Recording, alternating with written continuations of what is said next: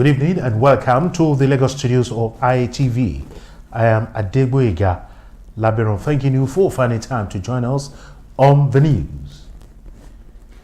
Our Lagos State High Court in Ikeja has sentenced a housewife, Stella Gilbert, to death for killing her neighbor, Stella Godwin, over a bench.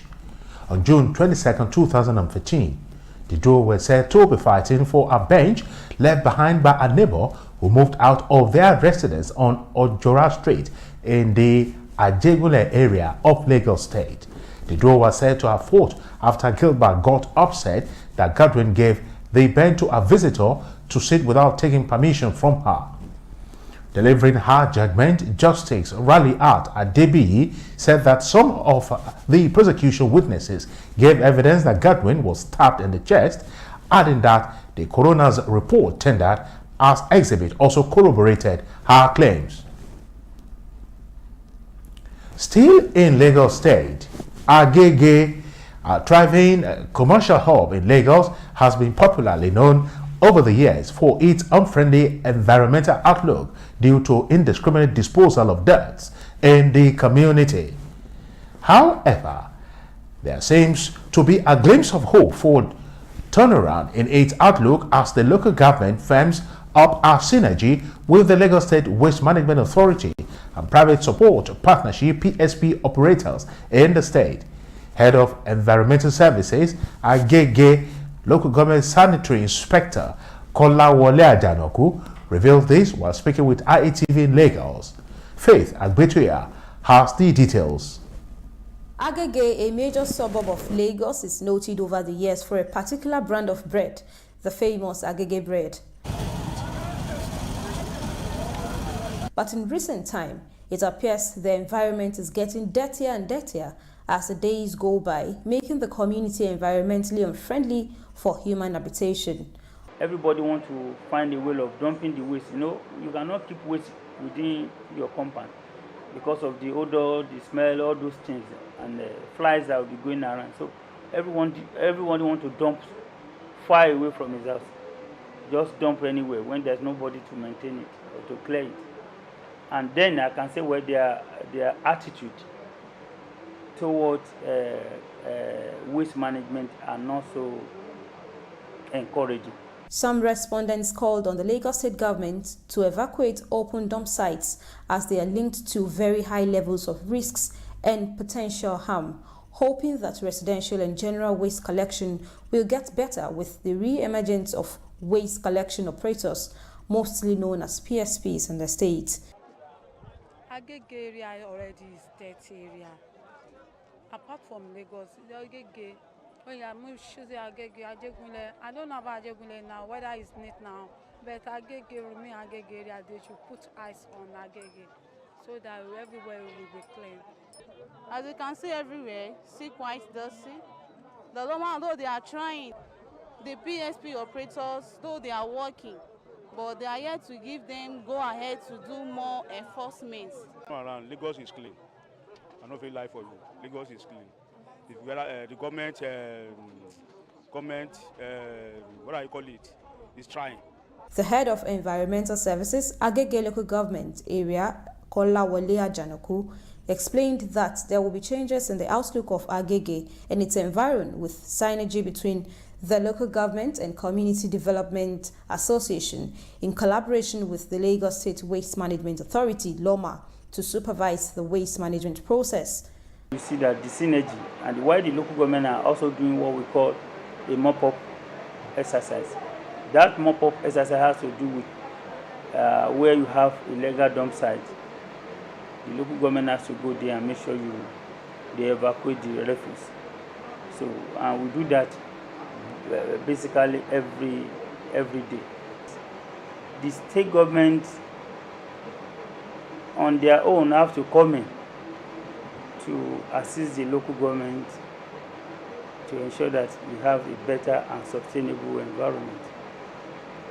And that is why we can say now that the state and the local government are working together to ensure that we have a better and cleaner environment as it is now.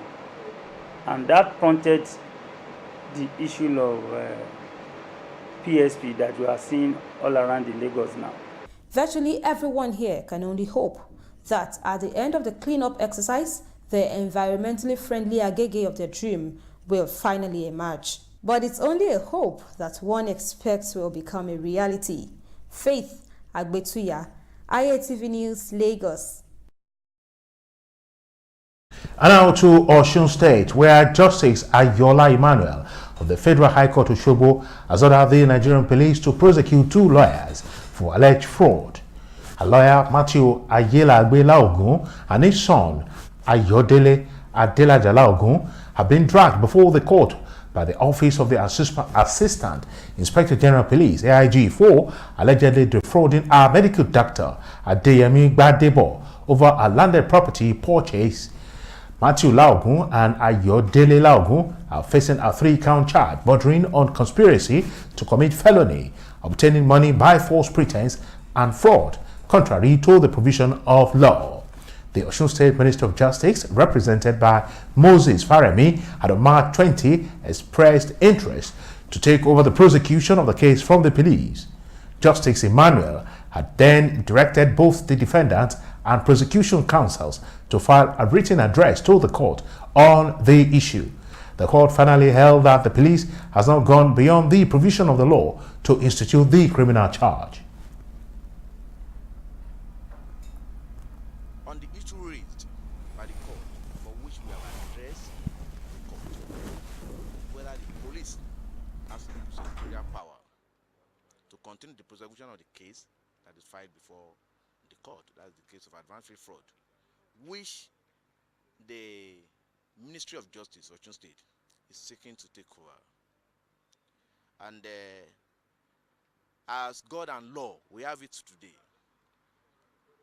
The ruling was delivered in our favor that we have unfettered power to prosecute. The offense brought to this court was instituted by an act of the National Assembly, and it is not a state offense. And I think the court ruled in accordance with what the Constitution says. For the state DPP to be able to take over a matter instituted by an act of the National Assembly, they must have a fiat. And that fiat must come from the Honorable Attorney General of the Federation. They failed to realize that the fiat has a proviso, and it clearly stated that matters that the Attorney General of the Federation has no reasonable opportunity to prosecute are the ones that the Ministry of Justice or the states have been donated with the power to prosecute. The fiat clearly, the fiat in no way gives the state power to take over matters, criminal matters that have already been prosecuted by the Attorney General of the Federation or the police on behalf of the Attorney General of the Federation. Justice Emmanuel therefore directed both counsels to address the court on why the case should or should not be transferred to the court, Osun State High Court. The 2 owner states of Ladoke Akintola University of Technology must deepen their relationship to prevent the institution from experiencing another industrial action in years to come. A member of the Osun State House of Assembly, Lekon Olatunji, and the Vice Chancellor of the institution, Professor Michael Ologunde, gave the charge in Osogbo, the Osun State capital.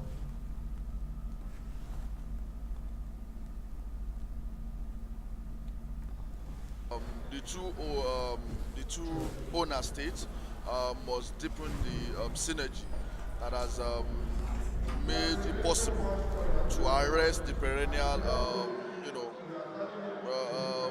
crisis that the school witnessed some couple of years back. And I believe it's high time, for both the alumni, the students, the staff, and everybody that is influential enough to be able to call the attention of the government to give some sort of support in order to raise the standard of the school. They were speaking at a meeting called by the Alumni Association of the University to chart a way forward for the institution. We have put in place a number of developmental proposals which will further improve on the quality of service delivery within the institution. Likewise, the Alumni Association, under the leadership of Onilede Solomon, have been organizing various programs in the area of sports, leadership capacity, and academic program for the students, so that to change their character and their thinking about the society. They noted that population of the students of the university was a blessing which the management must take advantage of. 10 professors and other distinguished Nigerians who are alumni of the institution were honored by the university. And now to Kwara State. 4 officials of the Kwara State government accused of 20.3 million naira money laundering by the Economic and Financial Crimes Commission, EFCC, have been returned to Anti-Graft Agency's custody.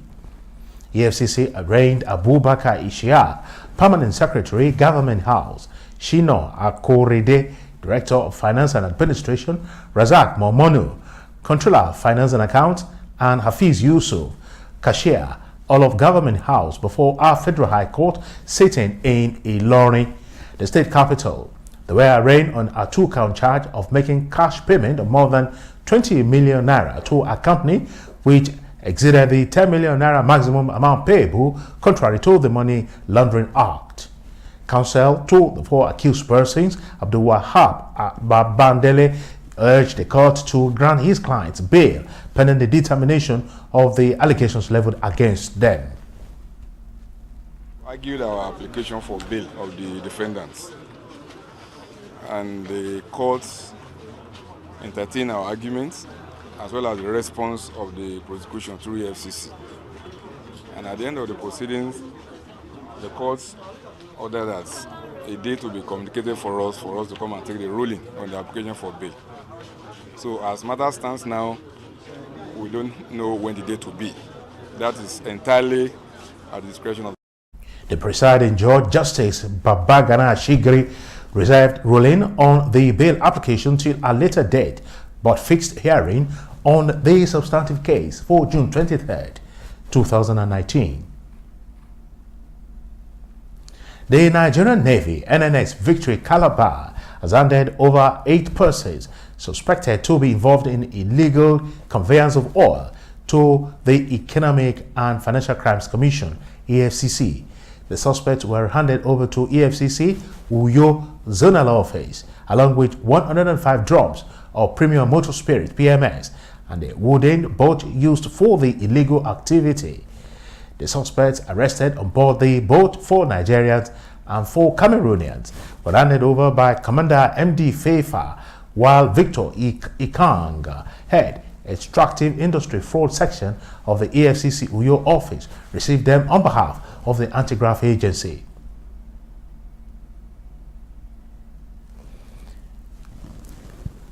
The Group Managing Director of the NNPC, Meikanti Baru, has reiterated the commitment of the corporation to reduce the cost of crude production in the nation's oil and gas industry to ensure economic growth and development.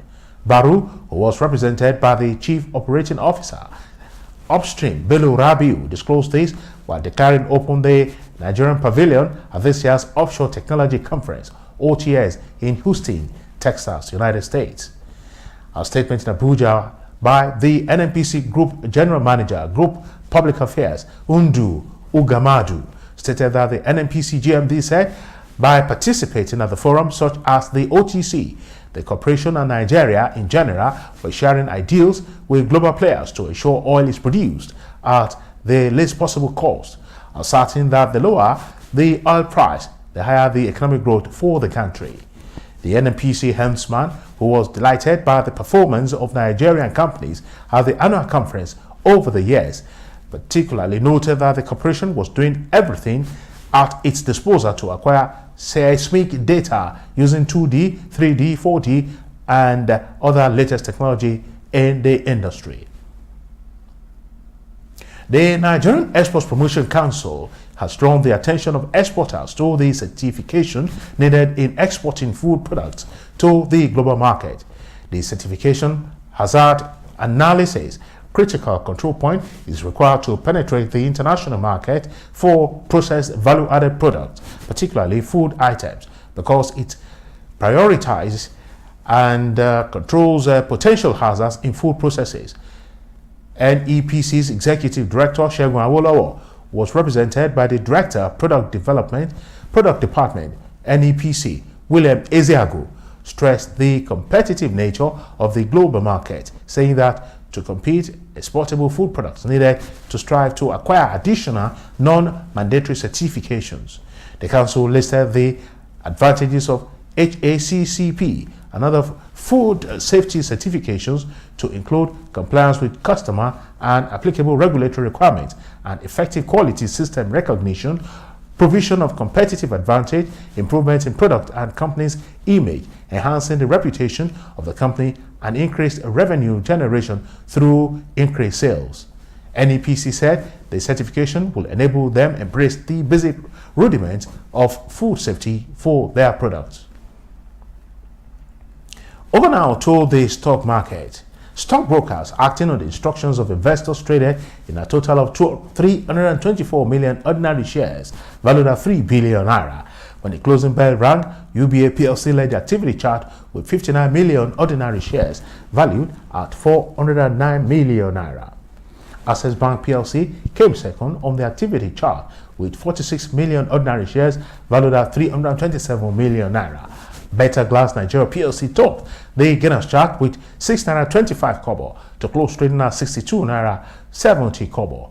Dangote Flour PLC came second with 80 kobo gain to close at 16 naira. However, Dangote Cement led the pack of losers with a drop of 2 naira to close trading at 181 naira.